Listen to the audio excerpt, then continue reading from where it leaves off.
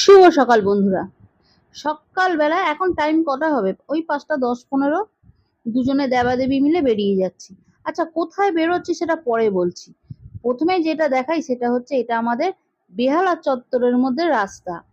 আমি না, মনে পড়ে না বেহালা চত্বরের একটা রাস্তা কখন খুব ক্লিয়ার সুন্দরভাবে পেয়েছি। হ্যাঁ, যখন ওই সল্টলেক বা দমদম ওই সাইডে যাই তখন রাস্তাগুলো দেখে ভাবি যে আমাদের এই এলাকার রাস্তাও যদি এরকম হতো। তা যাই হোক, বেহালা তো এমনিতেই খুব প্রসিদ্ধ।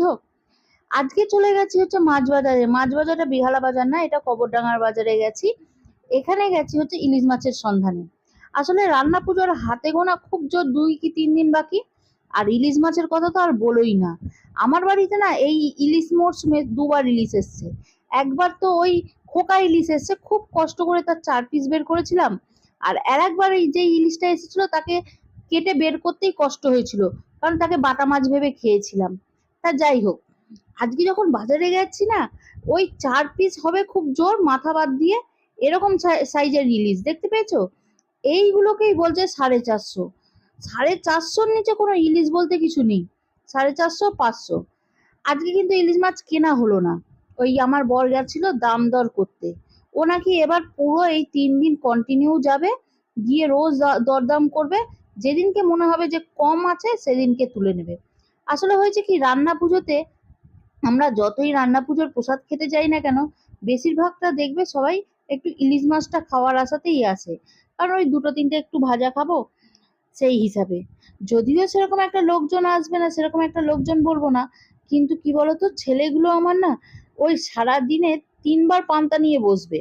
মানে সকালে, দুপুরে আর বিকালে। আর তখনই ওই 3-4 পিস মাছ নিয়ে বসবে। এবার বলো তুই হিসাব করো, 4 জনে আছি, যদি 4 পিস করে মাছ হয় তবে কটা মাছ লাগলো। তা যাই হোক, ফেরার সময় ইলিশ মাছের দাম অতটা মনে পোষালো না, তাই তো নিলাম না। কিন্তু তারপর দেখি বাথটবে মাছগুলো স্নান করছে। রুই মাছ ছিল, বুঝলে তো, রুই আর কাতলা ছিল। তাদেরকেই একটু দু চোখ ভরে দেখে নিলাম। আর ভাবলাম তোমাদের জন্য একটু তুলে নিই। একটা তো জল খেয়ে একদম হাবুডুবু হয়ে পেট ফুলে গেছে। চলো, বাড়ি ফিরবো কি খালি হাতে? ব্যাগ নিয়ে গেছি আর খালি হাতে বাড়ি ফিরলে না, এটা গৃহস্থরও তো অমঙ্গল না। তাই বরকে সোজা পাঠিয়ে দিলাম কচু বনে। রাস্তার ধারেই দেখি কচু ফুল হয়ে রয়েছে। ঠাকুরপুকুর বাজারে এই কচু ফুলগুলো দেখতাম ওই 5টা কি 6টা ফুল দিত 25 টাকা 20 টাকা বান্ডিল বলতো। আর দেখো আমাদের বোতচারীর মাঠে এরকম কচু গাছে এখানে কচু ফুলগুলো বসে ভর্তি হয়ে রয়েছে। দুদিন আগে শনিবার আর রবিবার ছিল বলে এই স্কুলটা বন্ধ ছিল। যার জন্য কি হয়েছে, যে স্কুলে বাচ্চাগুলোকে নিয়ে আসে গার্জেন গুলো, তারা তুলে নিয়ে যায়নি। আর সেই সুযোগে মঙ্গলবার আমরা পেয়ে গেছি, আর তুলেও নিছি। বাড়িতে এসে বরকে দিয়ে দিয়েছি এগুলো কুচোতে। আর বর বলছে এই কচু ঘেচু যা খুশি পাচ্ছ আমাকে খাইয়ে দিচ্ছ, আমার হাত চুলকাচ্ছে, আমি কিন্তু খাবো না, মুখ চুলকাবে। তা তাকেই বুঝিয়ে বাজিয়ে কাটাচ্ছি যে না তুমি কাটো, এগুলো হাতও চুলকাবে না, মুখও চুলকাবে না, আমি ঠিক বানিয়ে দেবো। আমি আমার লাইফে এই রেসিপিটা কোনোদিন আগে বানাইনি। আমিও দেখেছি একজনের থেকে বানাতে, কিন্তু হ্যাঁ, জানি না কি এটা খেতে খুব টেস্ট হয়। তাই বরকে বলেছি তুমি কাটো তো, আমি বানিয়ে দেবো। এর সাথে আজকে করেছিলাম হচ্ছে মাছের ডিমের বড়া। আচ্ছা, মাছের ডিমের বড়া আমি একটুখানি খেয়েছি, খেয়ে নিয়ে বরকে দেখাচ্ছিলাম তুমি কি খাবে। ও হাত চাইছিল নেবে বলে, কিন্তু এমন ভাবে নিতে গেল যে নিচেও আমার মাছের ডিমের বড়া পড়ে গেছে। ওই দেখে আর ওকে দিলাম না। চলো এবার আজকে রান্নাটা দেখিয়ে দিই কি কি রান্না করেছি না করছি।